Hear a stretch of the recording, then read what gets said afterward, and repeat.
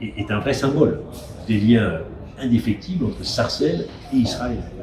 C'est-à-dire que la communauté juive de Sarcelles s'est construite et a grandi avec l'amour de la France, l'amour de cette ville, parce que c'est une ville particulière, mais également l'attachement pour Israël. François Pupponi, c'est plus qu'un député, plus qu'un maire, vraiment pour la communauté juive de Sarcelles. C'est un membre éminent de la communauté.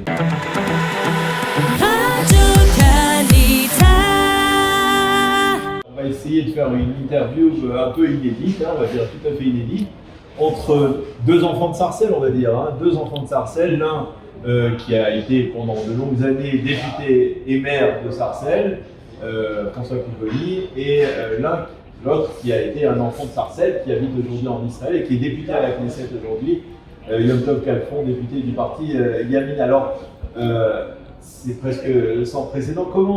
Qu'est-ce que vous ressentez, François Pupponi, d'être ici en compagnie d'un enfant de Sarcelles qui est devenu député à la Knesset? On s'était déjà rencontrés, bien sûr, je connais bien la famille, et on s'est retrouvés à la Knesset aujourd'hui. Et c'est vrai que je pense que c'est historique que deux enfants de Sarcelles soient en même temps députés, un député français, l'autre député israélien, et qu'ils se retrouvent ensemble à la Knesset. C'est un moment très particulier, très émouvant, mais qui, au-delà de l'émotion, est un vrai symbole des liens indéfectibles entre Sarcelles et Israël.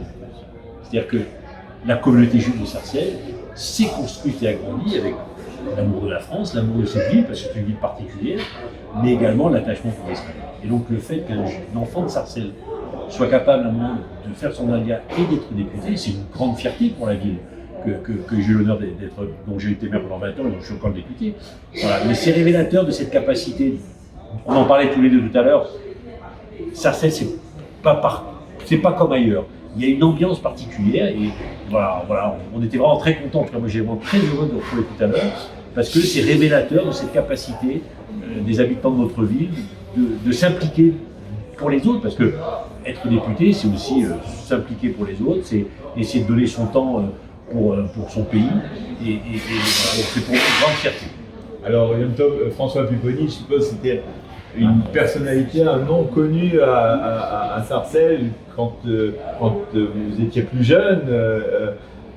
Qu'est-ce que ça représente de vous retrouver d'une certaine manière à la Knesset aujourd'hui avec François Pupponi? Alors une grande émotion, parce que alors, moi je suis né à Sarcelles et j'ai grandi toute ma vie à Sarcelles.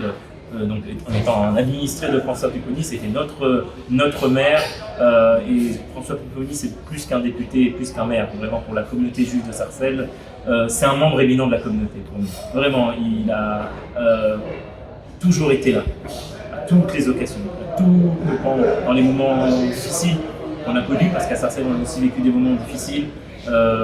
L'antisémitisme, les attentats, on en a parlé tout à l'heure avec le président de la Knesset.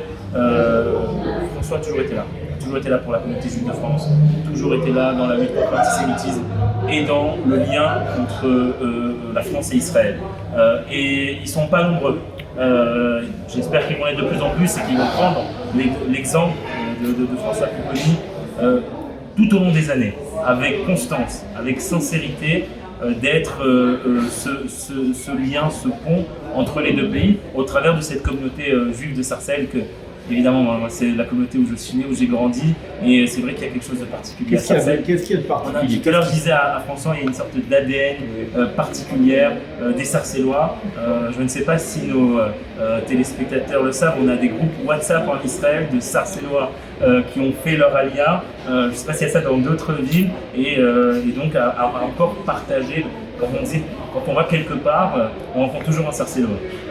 Quand on aille à New York ou n'importe où en Israël ou dans le monde, on rencontre toujours un Sarcellois. Et c'est vrai qu'on a cette particularité, du fait aussi de la particularité de Sarcelles.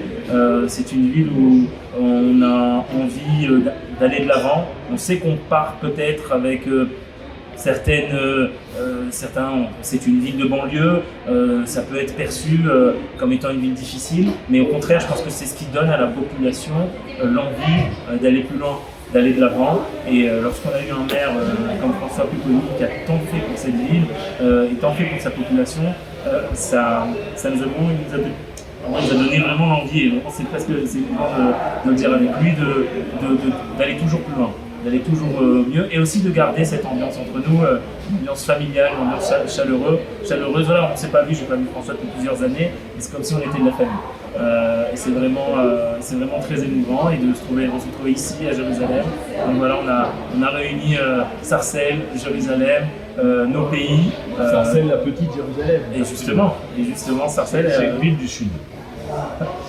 Et c'est beaucoup grâce à la communauté juive d'Afrique du Nord qui s'est implantée dans cette ville, avec d'autres communautés. Et le brassage a fait que c'est une ville du Sud, chaleureuse, où les gens se retrouvent. Et il y a une ambiance dans les cafés, voilà, on est content, on rigole, on s'amuse. Et cette ambiance-là, elle est particulière. Et donc on aime se retrouver parce que les familles se connaissent. C'est à la fois une grande ville et c'est un petit village. Et comme c'est un petit village, tout le monde se connaît. Comme Doc me rappelait que c'est sa famille qui a créé la boucherie du coin. C'est maintenant Eddie que je retrouve régulièrement, le père habite au-dessus. On se connaît tous. Et ça, il n'y a pas beaucoup de villes en France, en tout cas pas beaucoup de villes de banlieue qui ont su créer cela. Voilà, c'est un peu notre, comme tu l'as dit tout à l'heure, notre ADN. Et qui a donné aussi une capacité aux gens de dire rien n'est impossible. On peut y arriver. On peut y aller. Et la preuve, c'est que voilà, on peut y arriver. Et quand on a la volonté, rien ne nous est impossible. Alors ça donne envie de créer des partenariats entre la Knesset, l'Assemblée nationale, via Sarcelles. C'est indispensable. J'ai dit tout à l'heure au président de la Knesset et il y a octobre, c'est indispensable. Moi, je le dis avec beaucoup de sincérité. Les amis d'Israël en France ont besoin d'Israël.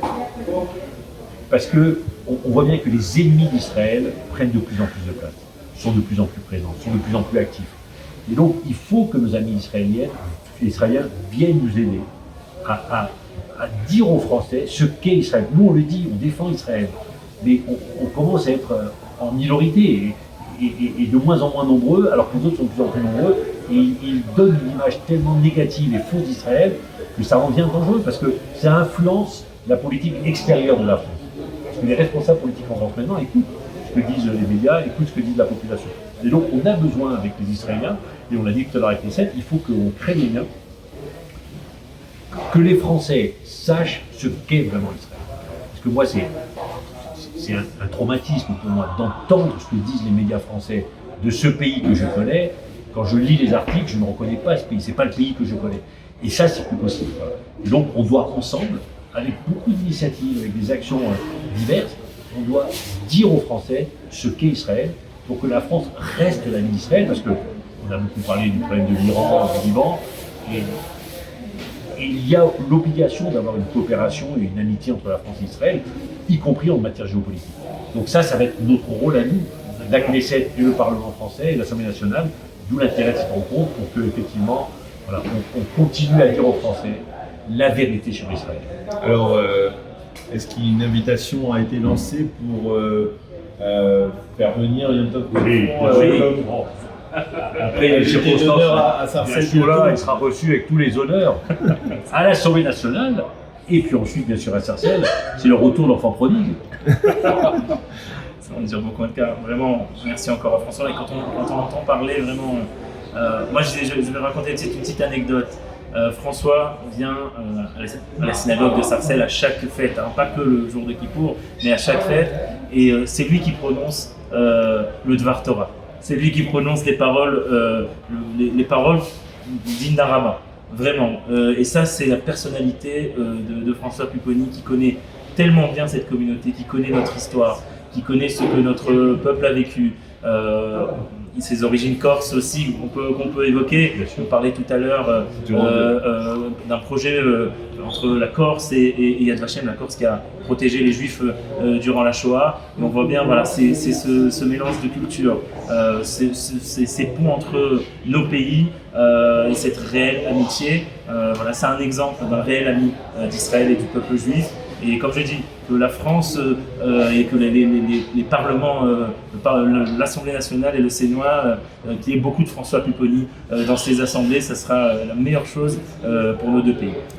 Merci messieurs. Merci à vous. Merci.